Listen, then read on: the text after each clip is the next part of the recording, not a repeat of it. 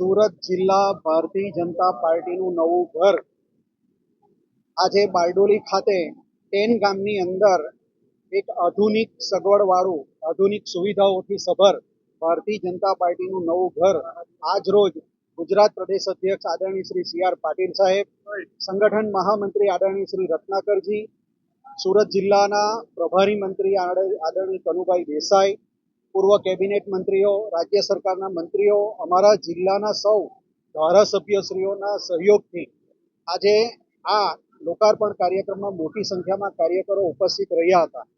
લગભગ 52,000 square foot જેવું આ ભારતીય જનતા પાર્ટીના ઘરની જગ્યા છે. એમાં 32,000 સ્ક્વેર ફૂટમાં મંજૂરી લઈ અને 25,000 સ્ક્વેર ફૂટમાં બાંધકામ કરવામાં આવ્યું છે. આમાં જિલ્લા પ્રમુખની ઓફિસની સાથે સાથે તમામ 7 મોરચાઓના પ્રમુખોની ઓફિસનું પણ નિર્માણ કરવામાં આવ્યું છે. એક કોન્ફરન્સ હોલ પણ બનાવવામાં આવ્યો છે. સાથે સાથે ઉપર એક હોલ પણ બનાવવામાં આવ્યો છે. લગભગ 400ની બેઠક વાળો એક હોલનું પણ નિર્માણ કરવામાં આવ્યું છે. આગામી દિવસોમાં જિલ્લામાં જે કંઈ પણ હવે પછીના કાર્યક્રમો હશે એ આ કાર્યાલય ઉપરથી સારી રીતે સંચાલન થાય એના માટે એક સુંદર ભારતીય જનતા પાર્ટીના ઘરનું નિર્માણ કરવામાં આવ્યું છે, જેમાં આજે કાર્યકરો મોટી સંખ્યામાં ઉપસ્થિત રહ્યા હતા અને સૌ કાર્યકરોના સહયોગથી આ કાર્યાલયનું નિર્માણ થયું છે. એ પણ એક મોટી બાબત છે.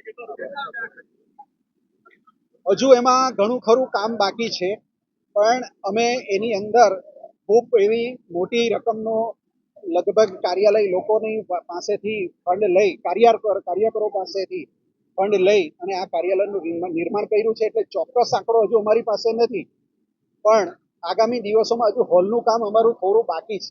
એ પૂરે થયેથી જ સાચો આંકડો ખ્યાલ આવશે. ટેકનોલોજીનો ઉપયોગ કરીને વાઈફાઈની સુવિધાઓ હોય કે પછી કોન્ફરન્સ રૂમ માટેના જે માઇક સિસ્ટમ હોય, IT, social media, video conference હોય, આવી તમામ સુવિધાઓ, આધુનિક જે કહેવાય ટેકનોલોજીને લગતી તમામ સુવિધાઓ આ કાર્યાલયની અંદર કરવામાં આવી છે.